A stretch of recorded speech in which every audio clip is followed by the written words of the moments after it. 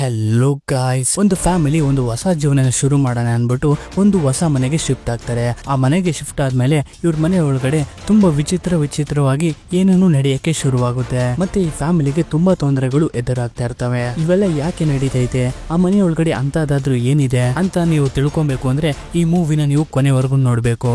ಅಂದಾಗೆ ಈ ಮೂವಿ ಹೆಸರು ಪೋಲ್ಟರ್ಗೈಸ್ಟ್ ಅಂತ. ಮತ್ತೆ ಹಾಗೆ ರೀಸೆಂಟ್ ಆಗಿ ಒಂದು animated movie latte and the magical water stone ಅಂತ ಒಂದು ಮೂವಿನ ಎಕ್ಸ್ಪ್ಲೇನ್ ಮಾಡಿದ್ದೀನಿ. ನೀವು ಇನ್ನೂ ಯಾರಾದ್ರೂ ಈ ಮೂವಿ ನೋಡಿಲ್ಲ ಅಂದ್ರೆ ಇಂಡಸ್ಕ್ನ ಬರುತ್ತೆ, ಹೋಗಿ ನೋಡಿ. ಇನ್ನು ಯಾರು ನಮ್ಮ ಚಾನಲ್ನ ಸಬ್ಸ್ಕ್ರೈಬ್ ಮಾಡ್ಕೊಂಡಿಲ್ಲ ಅಂದ್ರೆ ಪ್ಲೀಸ್ ಸಬ್ಸ್ಕ್ರೈಬ್ ಮಾಡ್ಕೊಳ್ಳಿ. ಹಾಗೆ ವಿಡಿಯೋಗೊಂದು ಲೈಕ್ನ ಮಾಡಿ. ಸರಿ, ಕತೆ ಒಳಗಡೆ ಹೋಗೋಣ ಬನ್ನಿ. ಮೂವಿಯ ಓಪನಿಂಗ್ ಸೀನ್ ನಲ್ಲೇ ಒಂದು ಫ್ಯಾಮಿಲಿನ ನೋಡ್ತೀವಿ. ಈ ಫ್ಯಾಮಿಲಿಯ ತಂದೆ ಎರಿಕ್, ತಾಯಿ ಆಮಿ, ಮತ್ತೆ ಇವ್ರುಗಳಿಗೆ 3 ಜನ ಮಕ್ಳಿರ್ತಾರೆ. ದೊಡ್ಡವಳ ಹೆಸರು ಬಂದ್ಬಿಟ್ಟು ಕ್ಯಾಂಡ್ರಾ, ಹಾಗೆ ಎರಡನೆಯವನು ಗ್ರಿಫಿನ್, ಮತ್ತೆ ಮೂರನೆಯವಳು ಮ್ಯಾಡಿಸನ್ ಅಂತ. ಈ ಫ್ಯಾಮಿಲಿ ಒಂದು ಹೊಸ ಮನೆಗೆ ಶಿಫ್ಟ್ ಆಗ್ತಾ ಇರ್ತಾರೆ. ಅದೇ ರೀತಿ ಇವರ ಹೊಸ ಮನೆ ಹತ್ರ ಬಂದ್ ನೋಡಿದಾಗ ಆ ಮನೆಯ ಪಕ್ಕದಲ್ಲಿ ಒಂದು ತುಂಬಾ ಹಳೆಯ ಕಾಲದ ಮರ ಇರುತ್ತೆ. ಮತ್ತೆ ಇವರೆಲ್ಲರೂ ಕೂಡ ಒಂದು ಮನೆ ಒಳಗಡೆ ಹೋಗ್ತಾರೆ. ಮನೆ ಒಳಗಡೆ ಹೋಗಿ ಮನೆ ಹೇಗಿದೆ ಅಂತ ಎಲ್ಲಾನು ಕೂಡ ಕ್ಲೀನ್ ಆಗಿ ಚೆಕ್ ಮಾಡ್ತಾ ಇರ್ತಾರೆ. ಆದ್ರೆ ಗ್ರಿಫಿನ್ ಇರ್ತಾನಲ್ಲ, ಈ ಮನೆ ಯಾಕೋ ಇವನ್ಗೆ ಸರಿ ಹೋಗ್ತಾ ಇರೋದಿಲ್ಲ, ಇವನ್ಗೆ ಏನೇನೋ ವಿಚಿತ್ರವಾಗೆಲ್ಲ ಫೀಲ್ ಆಗ್ತಾ ಇರುತ್ತೆ. ಹಾಗೆ ಮುಂದೆ ಹೋಗ್ತಿರ್ಬೇಕಾದ್ರೆ ಇವ್ರ ತಂಗಿ ಮ್ಯಾಡಿ ಯಾರ ಜೊತೆನೂ ಮಾತಾಡ್ತಾ ಇರ್ತಾಳೆ, ಅದು ಕಬೋರ್ಡ್ ನ ಎದುರುಗಡೆ ನಿಂತ್ಕೊಂಡು. ಇದರಿಂದ ಅವಳ ಹತ್ರ ಹೋಗ್ಬಿಟ್ಟು ಯಾರ ಜೊತೆ ಮಾತಾಡ್ತಿದ್ಯಾ ಅಂದಾಗ ಇಲ್ಲ ಯಾರ ಜೊತೆನೂ ಮಾತಾಡ್ತಾ ಇಲ್ಲ ಅನ್ಬಿಟ್ಟು ಅಲ್ಲಿಂದ ಹೊರಟು ಹೋಗ್ಬಿಡ್ತಾಳೆ. ಅವಳು ಹೋಗಾದ್ಮೇಲೆ ಇವನು ಒಂದು ಕಬೋರ್ಡ್ ನ ತೆಗಿಯಕ್ಕೆ ಅಂತ ಹೋದಾಗ ಅವ್ರ ಡ್ಯಾಡಿನೂ ಕೂಡ ಬಂದು ತೆಗಿತಾರೆ. ಬಟ್ ಆದ್ರೆ ಅದು ಓಪನ್ ಆಗೋದಿಲ್ಲ. ಇದರಿಂದ ಲಾಕ್ ಆಗಿರ್ಬೋದು, ನೆಕ್ಸ್ಟ್ ಟೈಮ್ ತೆಗಿಯೋಣ ಅನ್ಬಿಟ್ಟು ಹೊರಟು ಹೋಗ್ಬಿಡ್ತಾರೆ. ನೆಕ್ಸ್ಟ್ ಇನ್ನೇನು, ಈ ಮನೆನೂ ಕೂಡ ಫೈನಲ್ ಆಗುತ್ತೆ. ಇದೇ ಮನೇಲಿ ಇರಬೇಕು ಅಂತ ಡಿಸೈಡ್ ಕೂಡ ಮಾಡ್ಕೋತಾರೆ. ಆಕ್ಚುಲಿ ಏರಿಕೆಗೆ ಕೆಲಸ ಹೋಗ್ಬಿಟ್ಟಿರುತ್ತೆ. ಇದರಿಂದ ಮುಂಚೆ ಇದ್ದಂತಹ ಮನೆಗೆ ಬಾಡಿಗೆ ಕೊಡಕ್ಕಾಗ್ದಲೆ ಈಗ ಮನೆನ ಖಾಲಿ ಮಾಡೋ ಪರಿಸ್ಥಿತಿ ಬಂದಿರುತ್ತೆ. ಈ ಮನೆ ಸ್ವಲ್ಪ ಚೀಪ್ ಆಗಿ ಸಿಕ್ಕಿರೋದ್ರಿಂದ ಇಲ್ಲೇ ಇರೋದಕ್ಕೆ ಡಿಸೈಡ್ ಮಾಡ್ಕೊಂಡಿರ್ತಾರೆ. ಅದೇ ರೀತಿ ಮನೆಗೆ ಬೇಕಾದಂತ ವಸ್ತುಗಳನ್ನೆಲ್ಲ ಶಿಫ್ಟ್ ಮಾಡಿಸ್ಕೊತಾ ಇರ್ತಾರೆ. ಇಲ್ಲಿಂದ ಸೀನು ನೈಟ್ಗೆ ಶಿಫ್ಟ್ ಆಗುತ್ತೆ. ನೈಟ್ ಮತ್ತೆ ಈ ಗ್ರಿಫಿನು ತನ್ನ ತಂಗಿ ಹತ್ರ ಹೋದಾಗ ಅವಳ ತಂಗಿ ಮತ್ತೆ ಕಬೋರ್ಡ್ ಹತ್ರ ನಿಂತ್ಕೊಂಡು ಮಾತಾಡ್ತಾ ಇರ್ತಾಳೆ. ಇದರಿಂದ ಯಾರ ಜೊತೆ ಮಾತಾಡ್ತಿದ್ವಿ ಅಂತ ಮತ್ತೆ ಕೇಳಿದಾಗ ಬಾಯಲ್ಲಿ ನಿನ್ಗೇನೋ ಒಂದು ತೋರಿಸ್ತೀನಿ ಅನ್ಬಿಟ್ಟು ಆ ಕಬೋರ್ಡ್ ಮೇಲಿರೋ ಲಾಕರ್ನ ಹಿಡ್ಕೋತಾಳೆ. ಹಿಡ್ಕೊಂಡಿದ ತಕ್ಷಣ ಇವಳು ಕೂದಲೆಲ್ಲ ಫುಲ್ ಸ್ಟ್ರೈಟ್ ಆಗಿ ನಿಂತ್ಕೊಳ್ಳಕ್ಕೆ ಶುರುವಾಗುತ್ತೆ. ಇದು ನೋಡಿದೆ ಇವನು ಕೂಡ ಟ್ರೈ ಮಾಡ್ಬೇಕು ಅಂತ ಇವನು ಕೂಡ ಹೋಗಿ ಆ ಲಾಕ್ ನ ಹಿಡ್ಕೋತಾನೆ. ಇವನ ಕೂದಲು ಕೂಡ ಸ್ಟ್ರೈಟ್ ಆಗಿ ನಿಂತ್ಕೋತಾ ಇರುತ್ತೆ. ಇದನ್ನೆಲ್ಲ ನೋಡ್ಬಿಟ್ಟು ತುಂಬಾ ಎಂಜಾಯ್ ಮಾಡ್ತಾ ಇರ್ತಾರೆ. ಆಗ ಅಲ್ಲಿಗೆ ಇವ್ರ ತಾಯಿ ಬಂದ್ಬಿಟ್ಟು ತುಂಬಾ ಲೇಟ್ ಆಯ್ತು, ಮಲ್ಕೊಳ್ಳಿ ನಡೀರಿ ಅನ್ಬಿಟ್ಟು ಇಬ್ರು ಕೂಡ ಮಲಗಿಸ್ತಾರೆ. ಇಲ್ಲಿ ನಾವು ಗ್ರಿಫಿನ್ ನ ರೂಮ್ ನ ನೋಡ್ತೀವಿ. ಈ ರೂಮ್ ಅಲ್ಲಿ ಇರೋದಕ್ಕೆ ಗ್ರಿಫಿನ್ ಗೆ ಇಷ್ಟ ಇರೋದಿಲ್ಲ. ಯಾಕೆಂದ್ರೆ ಇವನ್ ರೂಮ್ ನ ಚಾವಣಿ ಮೇಲ್ಗಡೆ ಒಂದು ಗ್ಲಾಸ್ ಇರುತ್ತೆ. ಆ ಗ್ಲಾಸ್ ಹತ್ರ ನೋಡಿದಾಗ ಹೊರಗಡೆ ಇರುವಂತ ಮರ ಇವನ್ಗೆ ಕಾಣಿಸ್ತಾ ಇರುತ್ತೆ. ಇದರಿಂದ ತುಂಬಾ ಹೆದರಿಕೆ ಆಗ್ತಾ ಇರುತ್ತೆ. ಇದರಿಂದ ನಾನು ಇಲ್ಲಿ ಇರೋದಿಲ್ಲ ಅಂತ ಇರ್ತಾನೆ. ಇವ್ರ ತಾಯಿನೂ ಕೂಡ ತುಂಬಾ ಅರ್ಥ ಮಾಡಿಸ್ತಾರೆ. ಇವಾಗ ನೀನು ಧೈರ್ಯವಂತನಾಗಬೇಕು ಹಾಗೆ ಹೇಗೆ ಅಂತ. ಆಕ್ಚುಲಿ ಇವನು ಚಿಕ್ಕ ವಯಸ್ಸಲ್ಲಿ ಒಂದ್ ದಿವಸ ಕಳೆದೋಗ್ಬಿಟ್ಟಿರ್ತಾನೆ. ಇದರಿಂದ ಇವನ್ಗೆ ತುಂಬಾ ಭಯ ಹುಟ್ಕೊಂಡ್ಬಿಟ್ಟಿರುತ್ತೆ. ಆ ಒಂದು ಇನ್ಸಿಡೆಂಟ್ ಇವಾಗ್ಲೂ ಕೂಡ ಇವನ್ಗೆ ಕಾಡ್ತಾನೆ ಇರುತ್ತೆ. ಇದರಿಂದ ಇವನ್ಗೆ ಕತ್ಲು ಅಂದ್ರೆ ತುಂಬಾ ಭಯ ಆಗ್ಬಿಟ್ಟಿರುತ್ತೆ. ಇವ್ರ ತಾಯಿನೂ ಕೂಡ ಏನು ಆಗೋದಿಲ್ಲ, ಎಲ್ಲ ಇಲ್ಲೇ ಇರ್ತೀವಿ ಅನ್ಬಿಟ್ಟು ಸಮಾಧಾನ ಮಾಡ್ಬಿಟ್ಟು ಇವನ ಮನಗಿಸ್ಬಿಟ್ಟು ಅವ್ರ ಪಾಡಿಗೆ ಅವ್ರು ಹೊಂಟೋಗ್ಬಿಡ್ತಾರೆ. ಅವ್ರು ಹೋಗಿ ಸ್ವಲ್ಪ ಹೊತ್ತಾದ್ಮೇಲೆ ಇವನ್ ಮನೆ ಒಳಗಡೆ ಒಂದು ವಿಚಿತ್ರವಾಗಿರೋ ಶಬ್ದ ಕೇಳಿಸುತ್ತೆ. ಇದರಿಂದ ಏನು ನೋಡೋಣ ಅನ್ಬಿಟ್ಟು ಎದ್ಬಿಟ್ಟು ಇವನ್ನ ಒಂದು ಮನೆ ಒಳಗಡೆನೆ ಒಂದು ಚಿಕ್ಕ ಕಬೋರ್ಡ್ ಇರುತ್ತೆ, ಅದನ್ನ ಓಪನ್ ಮಾಡ್ತಾನೆ. ಓಪನ್ ಮಾಡಿದಾಗ ಒಂದು ರೆಡ್ ಬಾಲು ನೇತಾಡ್ತಾ ಇರುತ್ತೆ. ಅದನ್ನ ಕೆಳಗಡೆ ಹೇಳಿದಾಗ ಆ ಜಾಗಕ್ಕೆ ಎಷ್ಟೊಂದು ಟಾಯ್ಗಳು ಬಂದು ಬಿದ್ದೋಗ್ಬಿಡುತ್ತೆ. ಇದರಿಂದ ಈ ಒಂದು ವಿಷಯನ ತನ್ನ ತಂದೆ ಹತ್ರ ಹೋಗಿ ಹೇಳ್ತಾನೆ, ಈ ರೀತಿ ನನ್ನ ಒಂದು ರೂಮ್ ಒಳಗಡೆ ಶಬ್ದ ಬರ್ತೈತೆ, ಏನು ನೋಡಿ ಬನ್ನಿ ಅಂತ. ಇದರಿಂದ ಅವ್ರ ತಂದೆನೂ ಕೂಡ ಇವನ ರೂಮ್ ಒಳಗಡೆ ಬಂದ್ಬಿಟ್ಟು ಏನಿದೆ ಅಂತ ನೋಡಿದ್ರೆ ಅಲ್ಲೊಂದು ಜೋಕರ್ನ ಒಂದು ಗೊಂಬೆ ಇರುತ್ತೆ. ಅದಾದ್ಮೇಲೆ ಇನ್ನೂ ಏನಾರು ಸಿಗುತ್ತಾ ಅಂತ ಹುಡುಕ್ತಿರ್ಬೇಕಾದ್ರೆ ನೋಡಿದ್ರೆ ಅಲ್ಲೊಂದು ಅಳಿಲು ಇರುತ್ತೆ. ಆ ಒಂದು ಅಳಿಲೆ ಇಷ್ಟ ಗಂಟೆ ಶಬ್ದ ಮಾಡ್ತಿದ್ದು ಅಂದ್ಬಿಟ್ಟು ಅವನ ಸಮಾಧಾನ ಮಾಡ್ತಾರೆ. ಇದರಿಂದ ಭಯ ಪಡ್ಕೊಂಡ ಗ್ರಿಫಿನ್ ನನ್ನ ರೂಮಲ್ಲಿ ಮಲ್ಕೊಳ್ಳೋದಿಲ್ಲ, ನಾನು ನಿಮ್ ಜೊತೆನೆ ಮಲ್ಕೋತೀನಿ ಅನ್ಬಿಟ್ಟು ಅವ್ರ ತಂದೆ ತಾಯಿ ಜೊತೆನೆ ಮಲ್ಕೋತಾನೆ. ಅವ್ರ ತಂದೆ ತಾಯಿ ಜೊತೆ ಮಲಗಿರ್ಬೇಕಾದ್ರೆ ಈ ಕಡೆ ನೋಡಿದ್ರೆ ಆ ಮನೆ ಒಳಗಡೆ ಇರುವಂತಹ ಲೈಟ್ಸ್ ಎಲ್ಲ ಆಟೋಮೆಟಿಕ್ ಆಗಿ ಬ್ಲಿಂಕ್ ಆಗಿ ಆನ್ ಆಗಿ ವಿಚಿತ್ರವಾಗಿ ಆಡಕ್ಕೆ ಶುರುವಾಗಿರುತ್ತೆ. ಈ ಒಂದು ಲೈಟ್ ಶಬ್ದದಿಂದ ಇವನು ಎಚ್ಚರಿಕೆ ಆಗ್ತಾನೆ. ಎಚ್ಚರಿಕೆ ಆದಾಗ ಇವನ್ ತಂಗಿ ಮತ್ತೆ ಮಾತಾಡೋ ರೀತಿ ಇವನಿಗೆ ಶಬ್ದ ಕೇಳಿಸುತ್ತೆ. ಇದರಿಂದ ಇವನು ರೂಮಿಂದ ಆಚೆ ಬಂದ್ಬಿಟ್ಟು ಕೆಳಗಡೆ ಹಾಲಿಗೆ ಬಂದ್ ನೋಡಿದಾಗ ಇವಳ ತಂಗಿ ಟಿವಿ ಮುಂದೆ ನಿಂತ್ಕೊಂಡು ವಿಚಿತ್ರವಾಗಿ ಮಾತಾಡ್ತಾ ಇರ್ತಾಳೆ. ಇದರಿಂದ ಇವನು ಕೂಡ ಭಯ ಪಡ್ಕೊಂಡು ಅವನ ತಂಗಿ ಹತ್ರ ಹೋಗ್ಬಿಟ್ಟು ಯಾರ ಜೊತೆ ಮಾತಾಡ್ತಾ ಇದೀಯ ನೀನು ಅಂತ ಕೇಳಿದಾಗ ಅದಕ್ಕೆ ಅವಳು ಕೂಡ ಅವ್ರುಗಳು ಬರ್ತಾ ಇದಾರೆ ಅಂತ ಒಂದು ಮಾತನ್ನ ಹೇಳ್ತಾಳೆ. ಆಗ ನೋಡ್ತಿದ್ದಂಗೆನೆ ಆ ಒಂದು ಟಿವಿ ಒಳಗಡೆಯಿಂದ ಕೈಗಳ ಒಂದು ಗುರುತುಗಳು ತುಂಬಾ ಬೀಳುತ್ತೆ.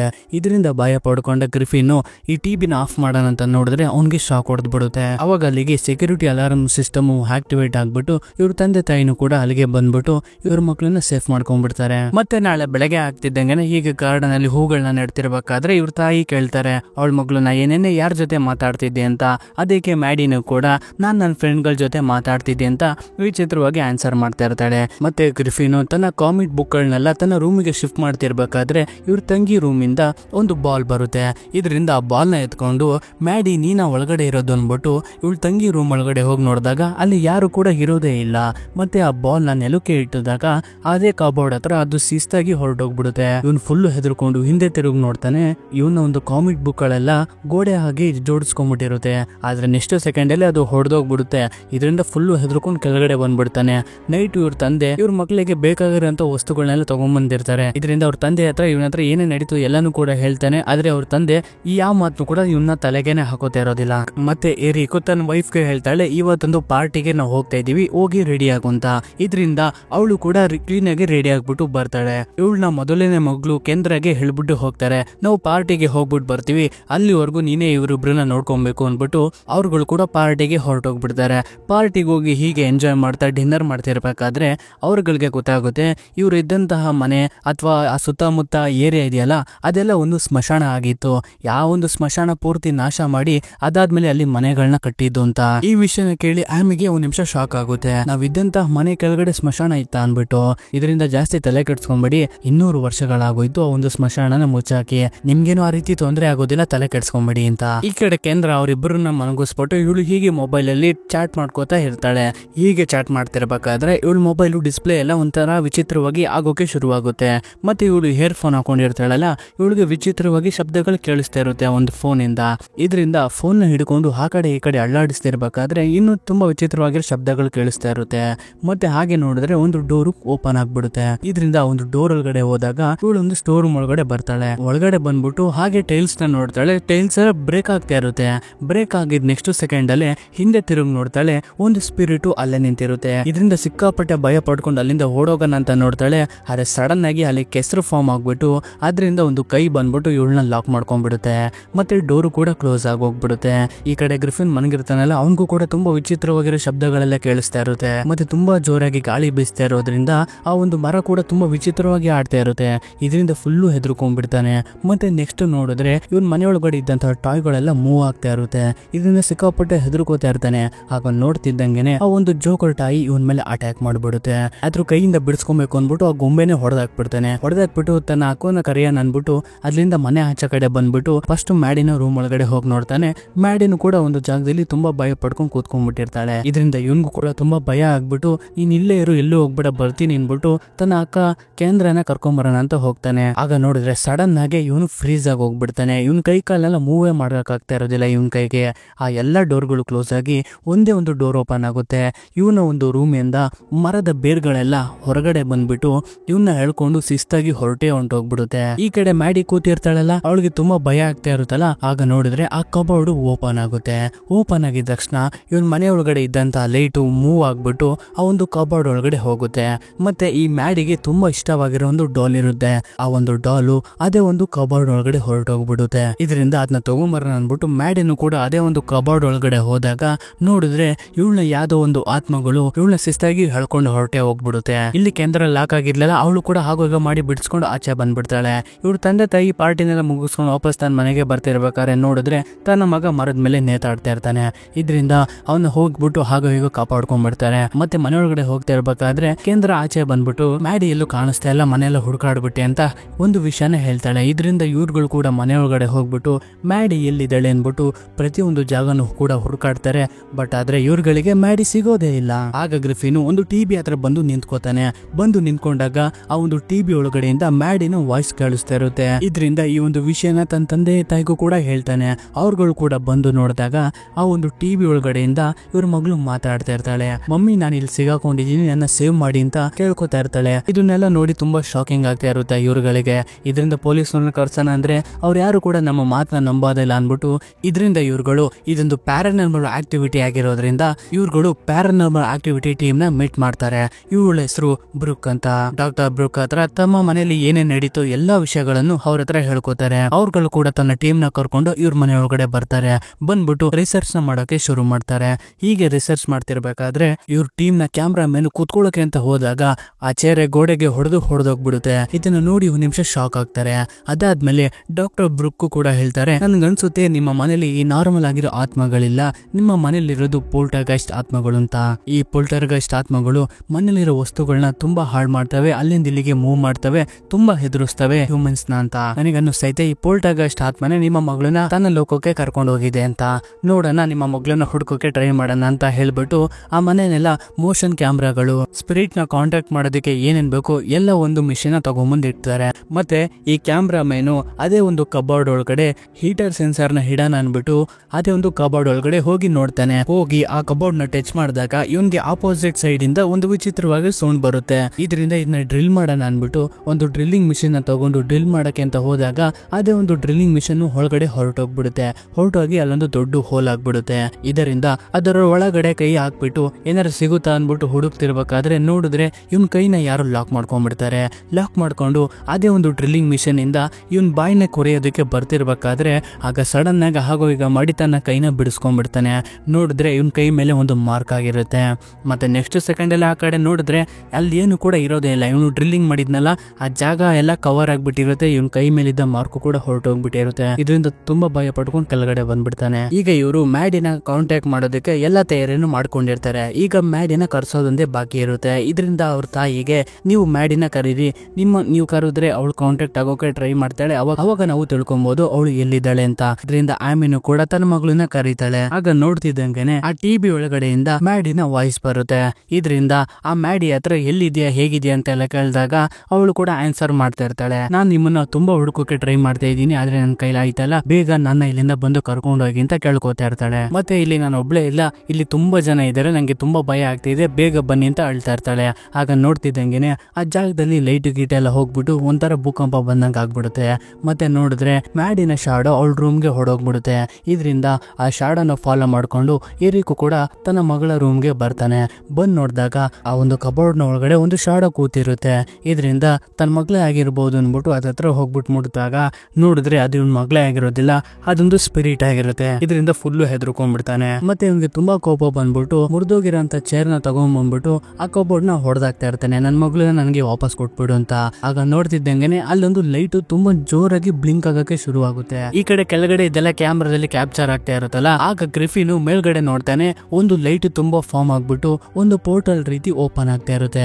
ಆಗ ನೋಡಿದ್ರೆ ಅದೇ ಒಂದು ಪೋರ್ಟಲ್ ಇಂದ ಇವನ್ ಮೇಲ್ಗಡೆ ಎಸದ್ನಲ್ಲ ಒಂದು ಚೇರ್ ಪೀಸು ಅದು ಕೆಳಗಡೆ ಬಂದ್ ಬಿದ್ದೋಗ್ಬಿಡುತ್ತೆ. ಇದರಿಂದ ಡಾಕ್ಟರ್ ಬ್ರುಕ್ಗೆ ಗೊತ್ತಾಗುತ್ತೆ ಇದೇ ಒಂದು ಪೋರ್ಟಲ್ ನ ಯೂಸ್ ಮಾಡ್ಕೊಂಡೆ ನಿಮ್ಮ ಮಗಳನ್ನ ಆಚೆ ಕರ್ಕೊಂಡ್ ಬರ್ಬೇಕು ಅಂತ.